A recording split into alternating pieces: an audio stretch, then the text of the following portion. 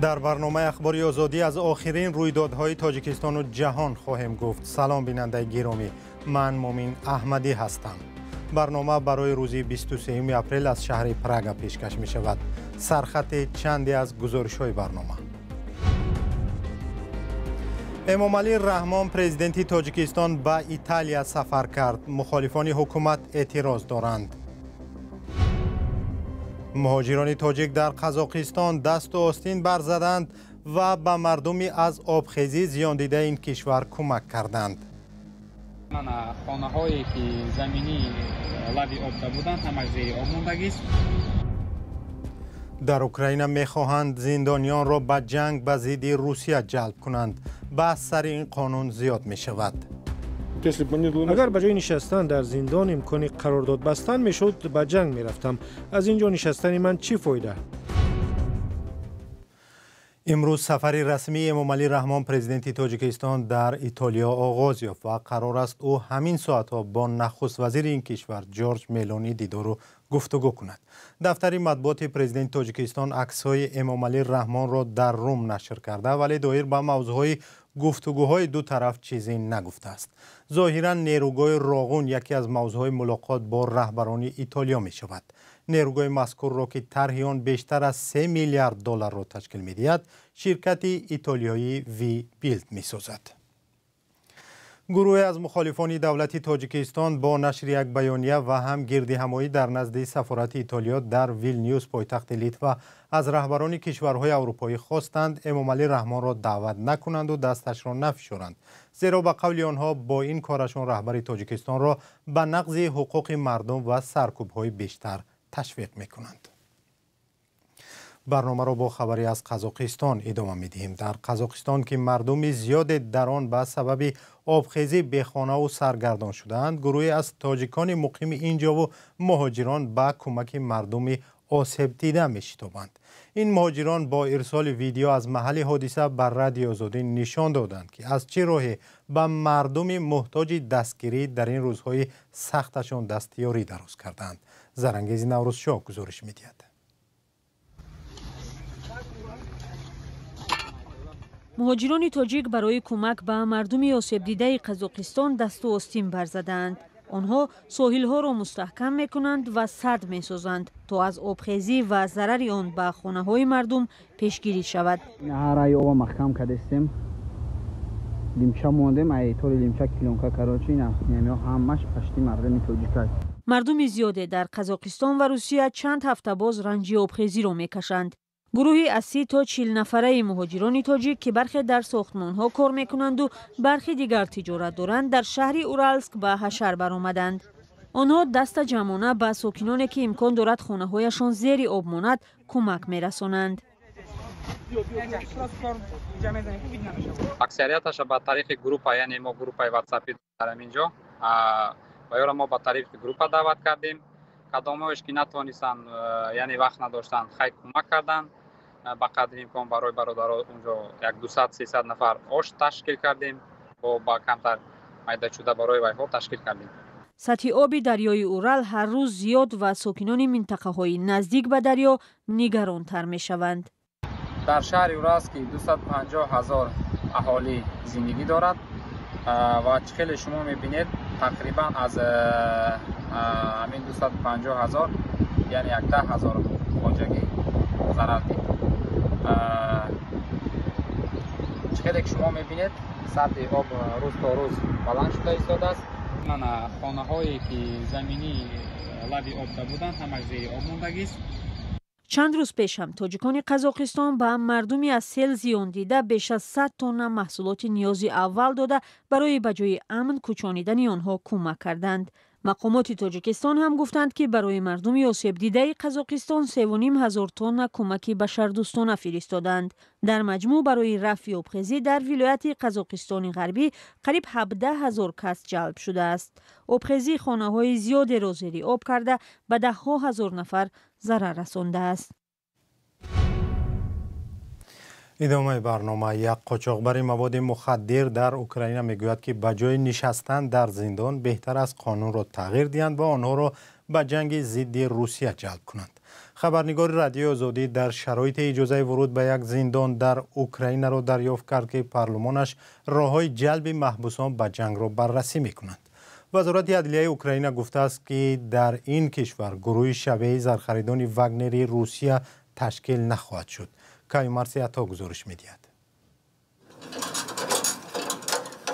زندان رقم 4 ژیتامیر از اینجا تا کیف 2 ساعت راه است. در زندان محبوسانی را که مثل اندری ساژنتسف که جنایت‌های وزنین کردند نگاه می‌دارند. 8 سال است که برای قاچاق مواد مخدر پس پنجره نشسته است، ولی حالا امید دارد که در عوض پیوستن به ارتش و جنگ بر ضد روسیه از زندان رها می‌شود. من وطنم را دوست می‌دارم. مدتی دراز 12 سال در خارج زندگی کرده بودم. امکانی در کشورهای اروپایی ماندن را داشتم. این سرزمینم هست. همیشه می‌خواستم برگردم. گروه واگنر در روسیه هزاران زندانی از جمله قاتلان و تجاوزگران جنسی را به جنگ اوکراین جلب کرده است. مقامات اوکراین میگویند طرحی را که پیشنهاد کردند اجازت نمی‌دهد جنایتکاران اشدی به جنگ جلب شوند. ما اینجا واگنر تشکیل نمیکنیم. وقتی ما درباره سفربر کردن محبوسان به جنگ صحبت میکنیم، این چیز پیش نظر می آید که به جنایتکاران خطرناک автомат میدهیم. بعضی‌ها قصداً جنایت صادر میکنند و برخی اشتباهاً. مثال راننده مست پیاده‌گرد را پخش میکند. او البته خوک و گناهکار است. 10 سال زندانی شده است، ولی او قصداً جنایت نکرده است. اگر میخواهد اصلاح شود، چرا باید در زندان نگهداری شود؟ جلب محبوسان به جنگ در اوکراین هنوز بحث می شود و معلوم نیست که از 46,000 زندانی چند نفر آنها خواهش پیوستن به ارتش را دارند. در حالی که اوکراین پس از 2 سال جنگ خسته کننده با روسیه می خواهد صف ارتش خود را تکمیل کند، ساژنتسف امید دارد که در نهایت به جنگ سفربر می شود. اگر به جای نشستن در زندان امکانی قرارداد بستن میشد، به جنگ میرفتم. از اینجا نشستن من چی فایده؟ میتوانم در جنگ باشم. طرح جلب زندانیان به جنگ در اوکراین در بررسی اول در پارلمان قبول شده است، ولی هنوز سنه نهایی قبول قانون و شکل کامل آن نهایی نشده است.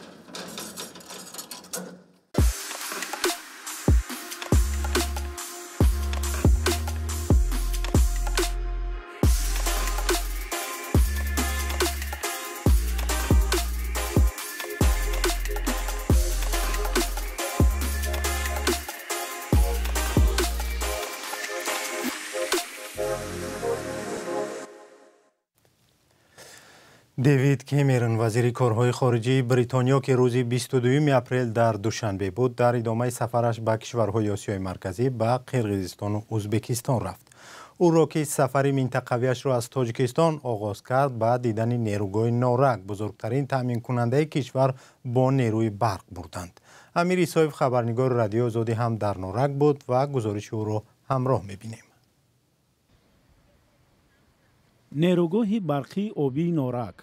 چند پیش مقامات به اینجا بلاگران را آوردن نشان داده بودند که سطح آب پایین شده است و سبب کمبود نیروی برق در تاجیکستان همین است. حالا در اینجا صدای کرنه سرنای را بلند کرده نان و نمک آوردند و شعر میخوانند. با پیشواز وزیر کارهای خارجی بریتانیا دیوید کامرون تا یکی از سربندهای کلان را به او نشان دهند. وی پس از ملاقات با وزیر کارهای خارجی و رئیس جمهوری تاجیکستان به اینجا آمد.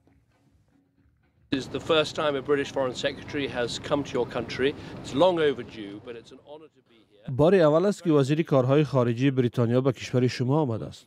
ما با پرزیدنت ملاقات خوب داشتیم.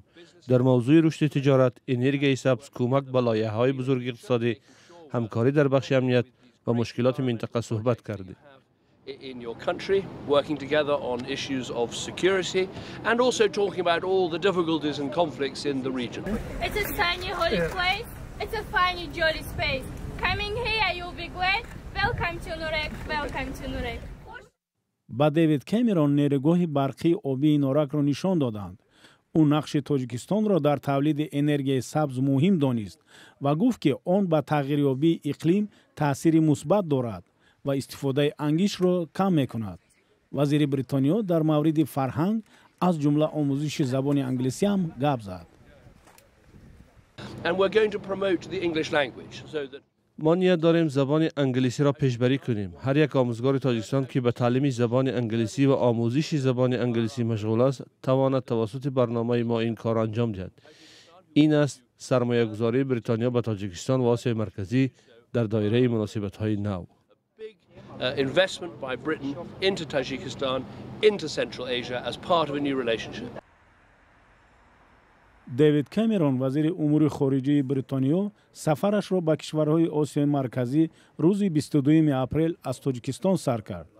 پیش از آن که به نیروگاه نورک برود در دوشنبه بود، جایی که با رئیس جمهوری تاجیکستان ملاقات کرد و امامعلی رحمان بریتانیا را شریک مهم در اروپای غربی دانست. تاجیکستان و بریتانیا بیش از 32 سال باز مناسبت دیپلماتی دارند. شرکت‌های بریتانیا در تاجیکستان در سالهای گذشته بیشتر در رشته استخراج طلا و فلزات رنگی دیگر فعال بودند، ولی در سالهای اخیر حضور سرمایه بریتانیایی در اقتصاد کشور کمرنگتر است.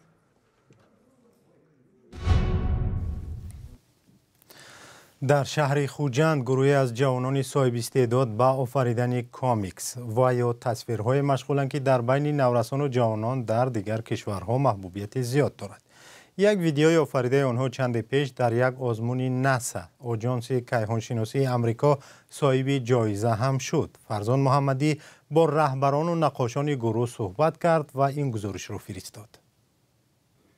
این جوانان ایجادکار قصه های حیاتی را طریق کامیکس به رشته تصویر میکشند و به موضوعهای عمده جوانان نورسان تمرکز کردند. کامیکس نمونه کارهای ایجادی است که توسط عکس و پینوشت خواننده و بیننده را با قصه و سرگذشت آشنا میکند. بیشتر آن مانند به فیلم های تصویری است، اما در شکل کتاب یا مجله الکترونی تهیه میگردد. هر یک کامیکسی ما چیزی را آموزش میدهد. مثلا نیکی کردن، تلقین دوستی، نمایش دادن مشکلات جامعه به مثل تحقیر، ترس از بیان اندیشه و مسئله های داغ جامعه که ما را همه روزه فرا گرفته است. هر یک قهرمان قصه ما هر روز با چنین مشکلات روبرو می شود و مبارزه می برد.